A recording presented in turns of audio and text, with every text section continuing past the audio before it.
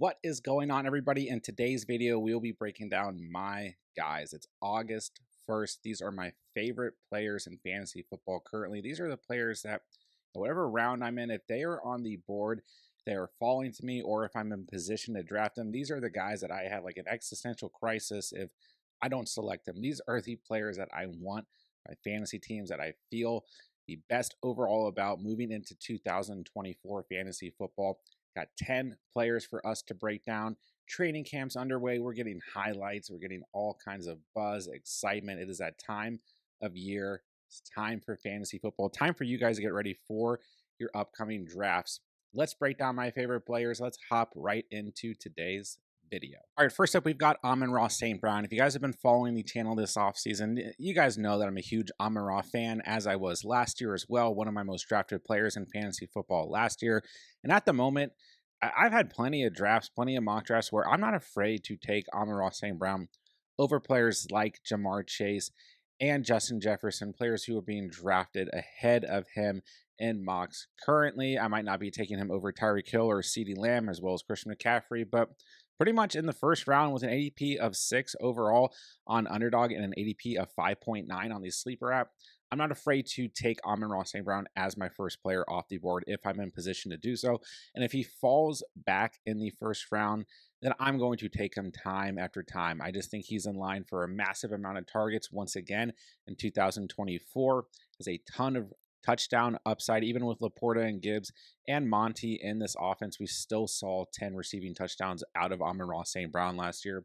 The Lions were a top 5 unit in terms of points scored last year in the NFL, and I don't really see that regressing too much this year. Amon-Ra St. Brown is still the guy here. This wide receiver depth chart is not very good, although I do like Jameson Williams in the later rounds as kind of a sleeper bounce back candidate for the coming year. But Amon-Ra is the only sure cut number one bona fide wide receiver on this team. So he's one of my guys that I will be taking time after time leading into 2024 fantasy football. All right, next up on the list, we've got Nico Collins, currently at an ADP of 28.9 on the Sleeper app and an ADP of 17.5 on Underdog.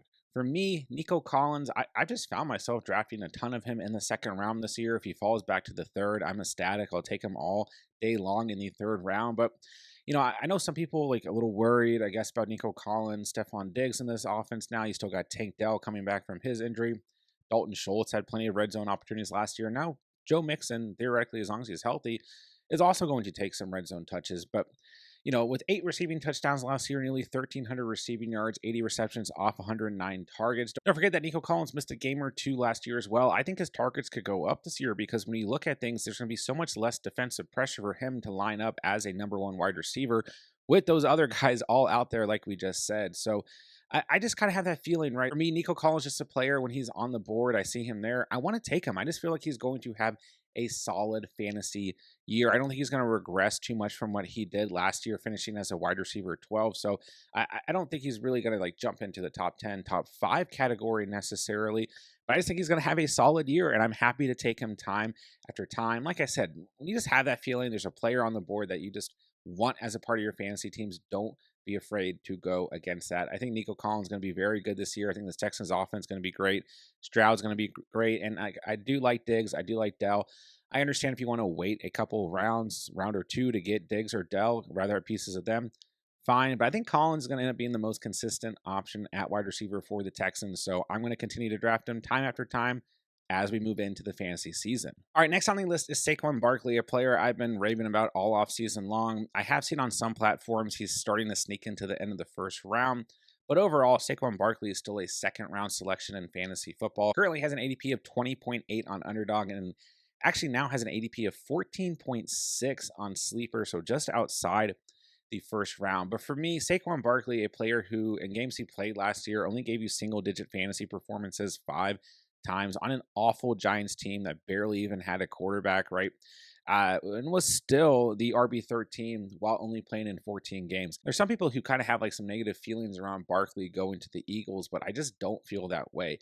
And I get that, you know, Kelsey's not there anymore, their best run blocker at center. get that Jalen Hurts, scored a lot of touchdowns in the red zone last year, the tush push and everything. The Eagles paid Saquon Barkley a ton of money. They're going to utilize him into this offense. This is still a great offense. I know they kind of fell off at the end of last year, but they were still very fantasy relevant when you look at Jalen Hurts, AJ Brown, and Devonte Smith. I don't see any reason why Barkley cannot hit double digits in nearly every single game again this year, why he can't be a top 15 back again this year. And I think he still has plenty of upside even in this offense. So Saquon Barkley, a player who I just think is going to have a phenomenal year, a player that I find myself drafting a ton of in the second round and not afraid to continue doing so.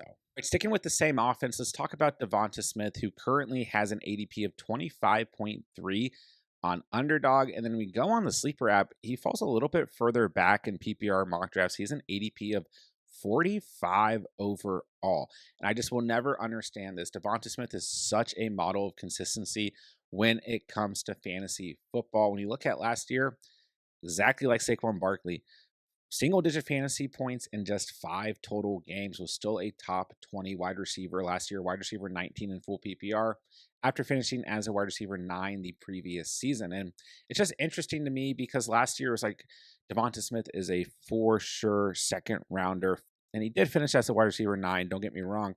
And then this year, it's like you see him kind of fall over the place. Sometimes you see him go in the early second, sometimes end of the second, sometimes at the end of the third. He's just kind of all over the place depending on who you're drafting with.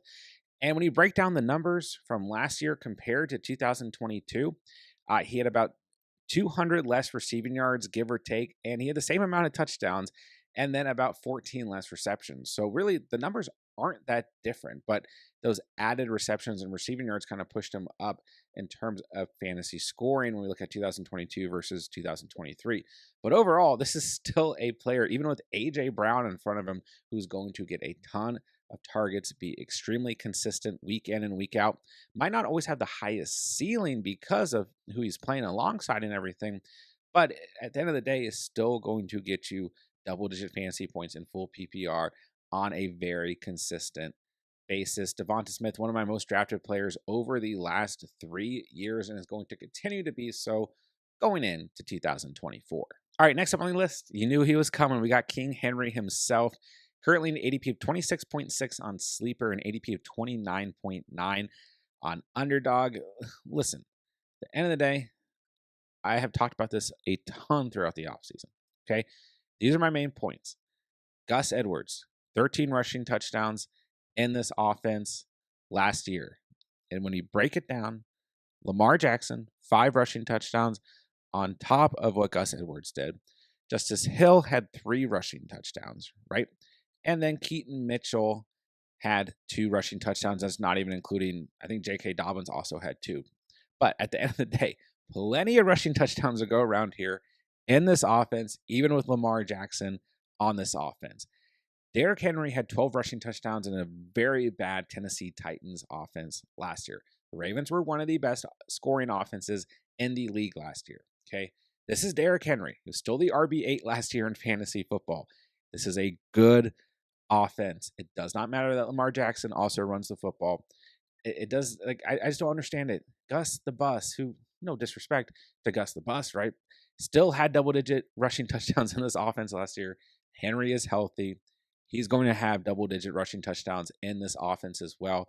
Yes, Derrick Henry is at age 30 now, but this is the type of offense that you want an older running back in. There are other playmakers around him. He doesn't have to always be on the field, and Derrick Henry is still going to be heavily utilized in this offense. He's going to be the guy at running back. And we've seen over the last 2 years a little bit more PPR upside in terms of targets, receptions for Derrick Henry. Don't be surprised if they utilize him that way as well. Henry's going to be a beast this year. I will draft him all day long in the second round. Sometimes he falls to the third round. I have been saying it throughout the offseason. I won't be surprised if Henry's ADP slowly moves up as we go through August, but right now we're not really getting any indication of that. Whatever, leave Derrick Henry to me. I'll draft him all day long. All right, let's talk about another running back that I will draft all day long, and that's Rashad White, an ADP of 40.2 on Sleeper, an ADP of 63.6 on Underdog. This was the RB4 in PPR last year, and nobody is treating Rashad White like he was a top 5 running back last year. Rashad White, one of my favorite running backs going into 2023 fantasy football, one of my most drafted players last year. And everyone kept telling me, you got to look out for Sean Tucker. Okay. Chase Edmonds is on this roster. Now I'm hearing, well, Bucky Irving's on this roster. You got to watch out for rookie Bucky Irving. And no disrespect to Bucky Irving, who I do think can fit in the scheme, be a change of pace back, receiving back, has those type of tangibles. Rashad White is the guy. I don't care what anyone says. This is a player who I'm going to continue to draft at his ADP time after time. I just don't understand this. Single digit fantasy performances last year for Rashad White, 4 times. How many times do we see the RB4 from the previous season just slide back to the 4th, 5th, 6th round and nobody do anything about it all off season long, right?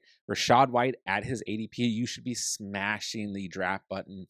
Even if you're worried about Bucky Irving, it's like you're still getting a top 5 running back from the previous season who had over 15 PPR fantasy points per game in the mid to late rounds at this point. It just doesn't make any sense to me.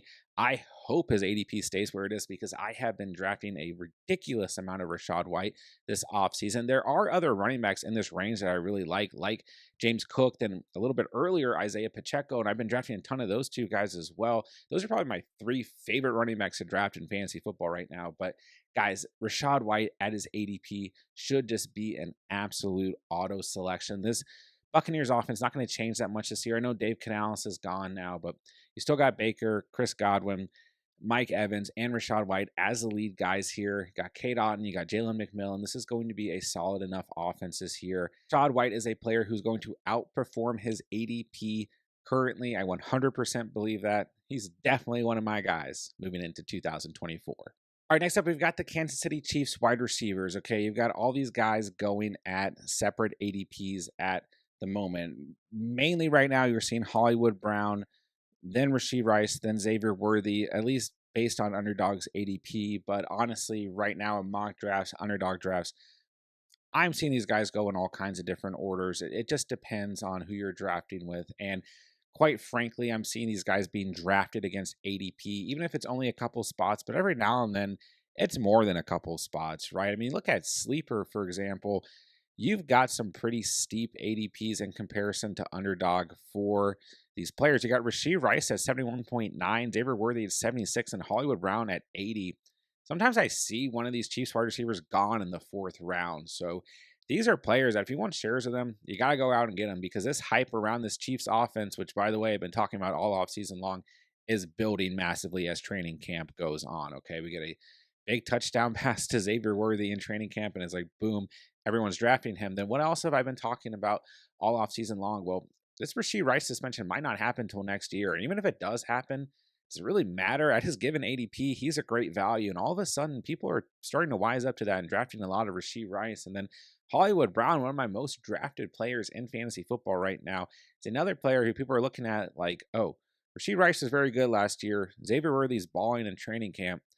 Hollywood Brown's probably going to be pretty good in this offense, right? And what this offense is going to allow these players to do is play to their strengths, right? If all 3 of these guys are on the field healthy, even with Travis Kelce there, even with a strong running game in Pacheco, I mean, I've just said it all off season long. This might be the best Patrick Mahomes, Andy Reid offense we have ever seen. So these guys are flying off the board, skyrocketing up rankings, however you want to look at it. But these are 3 players that I have been heavily drafting throughout the offseason, talking about heavily throughout the offseason, and that I want to leave any one of my drafts with just one of these guys. I kind of prefer Rashee Rice, honestly. But I've been drafting the most of Hollywood Brown. I like to get one of those 2 guys, but if Xavier Worthy's still there, I will still take them. I think they're all going to have great seasons. It might not be the most consistent players, but these guys in the flex are going to be absolutely what you want. High ceiling players at the end of the day. I'll be drafting plenty more of these Chiefs wide receivers, and I'm sure plenty of other people will, but they should absolutely be on your fantasy radar if they have not been at this point in the offseason. All right, next up, let's talk about Christian Watson, who is an ADP of 69, right on the dot on Underdog. Nice. And an ADP of 101.6 on the Sleeper app. And, you know, last mock draft I ran from the time I'm recording this, I took Christian Watson like the 6th round in a PPR mock draft, and remember getting a question on the live stream, like, why are you taking Watson so early? And it's like, why would I not be taking Watson in the 6th round? This is not early to me. This is a player sometimes you see fall back to like pick 65, 64 on Underdog, which might be a little bit different because in best ball, you might be like going for that aggressive upside, right? But at the same time, in a PPR mock draft, if you're drafting Christian Watson in the 6th round, he's your wide receiver 4, your wide receiver 5, a flex player, that's also beautiful. That's also exactly what you want with a player like Watson. And like we all know the story here, the injuries, I get it. But if Christian Watson can be fully healthy, he's, even with the injuries last year and even with kind of having some down games for between week 7 and week 10 last year, he still averaged double digit fantasy points last year. And then he still had a ceiling of 27.6 points. And once he really started to get going again last year, we saw 4 touchdowns in 3 games and 3 double digit fantasy performances with that ceiling of 27.6 fantasy points. So at his given ADP, and I've been saying this all off season long, I've been drafting a lot of Christian Watson, right? At his given ADP, the upside's just too high to pass. Now, like I can understand if you want to wait a little bit and maybe get a Romeo Dobbs, or maybe you want to wait later and take a chance on Dontavion Wicks in this offense. I'm okay with all of that too. And, I'm okay if Jaden Reed's your guy as well. I like this Packers offense going into the year, but at Christian Watson's ADP, I just think the upside is going to outperform where he's being drafted. If he was going much earlier, I might not like him as much, but I just have a tough time passing on him, knowing I'm getting him as a wide receiver 4 or a wide receiver 5, whether he's fitting into the flex or he's just part of an aggressive wide receiver build on Underdog. I want to continue to get shares of Christian Watson. ADP is gold here. I'm going to continue to draft him as we move into 2024. All right, next up, we've got Zamir White, who's been looking absolutely jacked this offseason, has an ADP of 87.7 on Underdog, ADP of 82.1 on the Sleeper app. This is another player I've talked about a lot. I do a lot of zero running back builds. I do a lot of hero running back builds.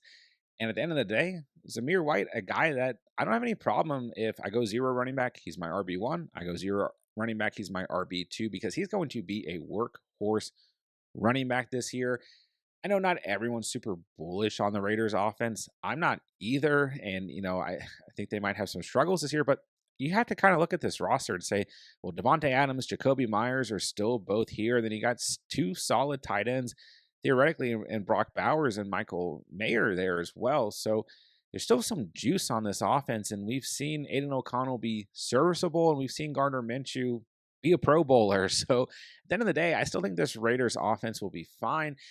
And at the end of the day, we're not really talking about the offense as a whole. We can still have a workhorse running back in Zamir White, who, when he was the workhorse running back last year in fantasy football, he had double digits every single game. Week 15, 17.5. Week 16, 14.5.